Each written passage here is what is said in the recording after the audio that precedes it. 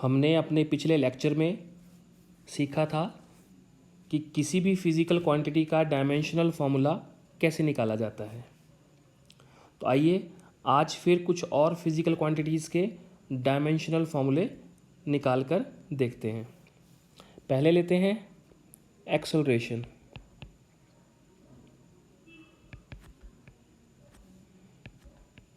Acceleration का आपने physical formula सीखा था, वेलोसिटी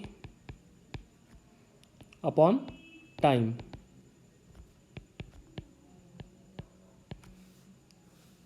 तो एक्सेलरेशन का डायमेंशनल फार्मूला निकालना हो तो हमें वेलोसिटी का डायमेंशनल फार्मूला और टाइम का डायमेंशनल फार्मूला पता होना चाहिए। वेलोसिटी का हमने पहले निकालना सीखा था, m0L(t)-1। टाइम का होता है t।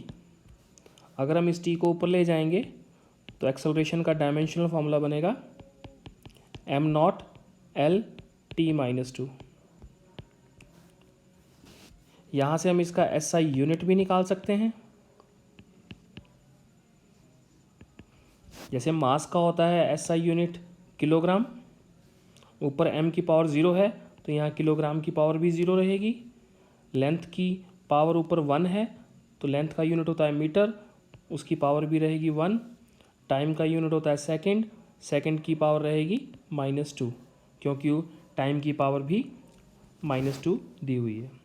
इसे सिंप्लीफाइड फॉर्म में लिखेंगे तो ये बन जाएगा मीटर पर सेकंड स्क्वायर। आइए एक और फिजिकल क्वांटिटी लेते हैं, लीनियर मोमेंटम।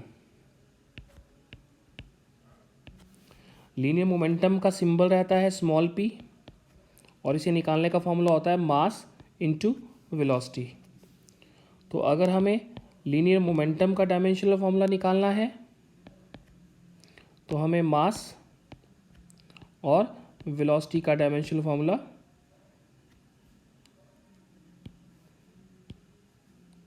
पता होना चाहिए। मास का dimensional formula capital M, velocity का आपने पढ़ा है m0L(t)-1। इन दोनों को कंबाइन करेंगे तो ये बन जाएगा mL(t)-1। इसका यूज़ करके हम इसका SI यूनिट निकालेंगे। यहाँ से आ जाएगा किलोग्राम मीटर पर सेकंड।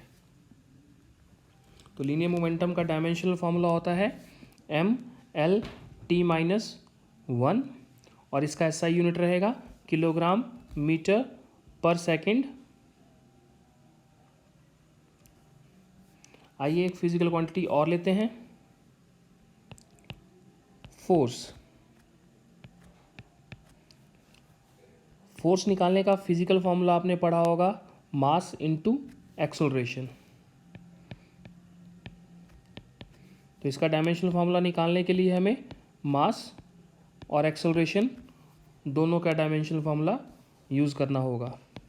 मास का डायमेंशनल फार्मूला होता है m, एक्सेलरेशन का भी हमने निकाला m0L(t)-2। इन दोनों को कंबाइन करते हैं तो ये बन जाएगा mL(t)-2। तो फोर्स का डायमेंशनल फार्मूला रहेगा mL(t)-2। यहाँ से इसका SI यूनिट निकालते हैं। मास का यूनिट होता है किलोग्राम, लेंथ का यूनिट होता है मीटर और टाइम का यूनिट होता है सेकंड। जो डायमेंशंस हमने ऊपर यूज़ किए हैं वही सेम यहाँ पर भी रहेंगे। इसका एक SI यूनिट हम और यूज़ करते हैं जिसे हम न्यूटन कहते हैं, जिसका सिंबल रहता है कैपिटल N। आइए एक फिजिकल क्वांटिटी और लेते हैं, इम्पल्स। इम्पल्स निकालने का फिजिकल फॉर्मूला रहता है force multiplied by time. Force का डायमेंशनल फार्मूला अभी हमने निकाला mL(t)-2। टाइम का डायमेंशनल फार्मूला होता है t। इन दोनों को कंबाइन करेंगे तो हमें इम्पल्स का डायमेंशनल फॉर्मूला मिलेगा mL_t-1।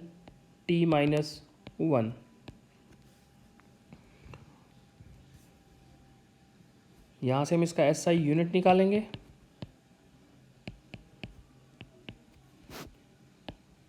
किलोग्राम मीटर पर सेकंड। एक फिजिकल क्वांटिटी और लेते हैं,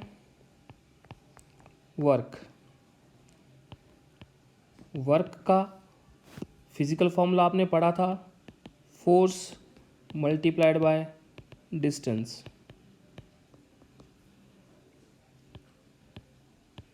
फोर्स का डायमेंशनल फॉर्मूला होता है mL_t-2, डिस्टेंस का होता है L। अगर हम इन दोनों को कंबाइन करेंगे तो हमें वर्क का डायमेंशनल फॉर्मूला मिलेगा mL/2t-2। यहाँ से हम इसका SI यूनिट निकालेंगे।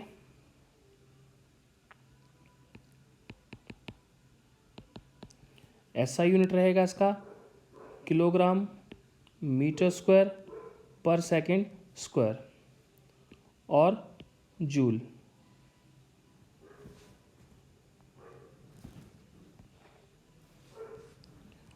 आइए एक फिजिकल क्वांटिटी और लेते हैं, पोटेंशियल एनर्जी।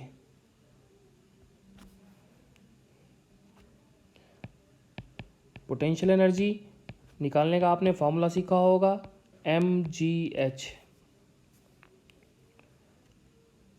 तो यहाँ पर आपको मास का डायमेंशनल फॉर्मूला यूज़ करना होगा m। g acceleration due to gravity means acceleration का भी आपने निकाला m0L/t-2। h मीन्स हाइट एक डिस्टेंस ही होता है, तो इसका डायमेंशनल फॉर्मूला रहेगा l।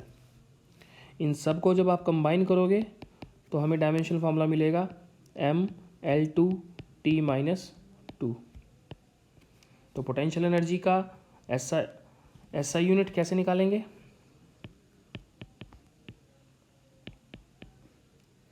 इस डायमेंशनल फार्मूले से किलोग्राम मीटर स्क्वायर पर सेकंड स्क्वायर, और इसे हम जूल भी कहते हैं। SI सिस्टम में सभी एनर्जी की टाइप्स का एक ही यूनिट होगा, जूल, और 1 जूल जो रहेगा आपका 1 किलोग्राम मीटर स्क्वायर पर सेकंड स्क्वायर। आइए एक एनर्जी और लेते हैं, काइनेटिक एनर्जी।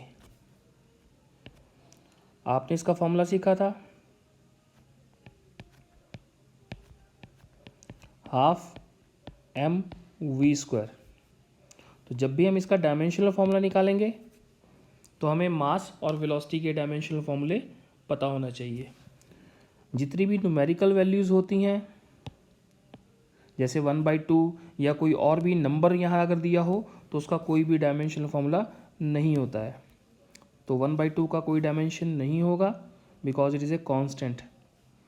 अब यहाँ मास का डायमेंशनल फॉर्मूला रहेगा m। वेलोसिटी का आपने पढ़ा था L/t-1 होल पावर 2। इसे कंबाइन करेंगे तो ये बन जाएगा m और ये बन जाएगा L/2t-2 स्क्वायर करेंगे। कंबाइन करने के बाद ये बनेगा mL/2t-2। हमने देखा कि काइनेटिक एनर्जी का भी वही डायमेंशनल फॉर्मूला आया, और यहाँ से अगर हम इसका SI यूनिट निकालें तो ये बनेगा किलोग्राम मीटर स्क्वायर पर सेकंड स्क्वायर और जूल। सभी टाइप्स ऑफ एनर्जी का एक ही यूनिट रहेगा, जूल। आइए एक फिजिकल क्वांटिटी और लेते हैं, टॉर्क। और मोमेंट ऑफ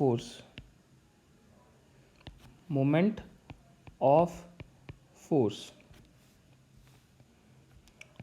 टॉर्क का सिंबल होता है टाउ, TAU, टाउ बोलते हैं इसे। टॉर्क निकालने का जो फॉर्मूला रहता है that is force multiplied by perpendicular distance. इसका डायमेंशनल फॉर्मूला निकालने के लिए फोर्स का डायमेंशनल फॉर्मूला डालेंगे ML_T-2। डिस्टेंस परपेंडिकुलर हो चाहे कोई भी हो, डिस्टेंस का डायमेंशनल फॉर्मूला आपका लेंथ ही रहेगा। इन्हें कंबाइन करने के बाद ये बन जाएगा ML2T-2। यहाँ से इसका SI यूनिट जो रहेगा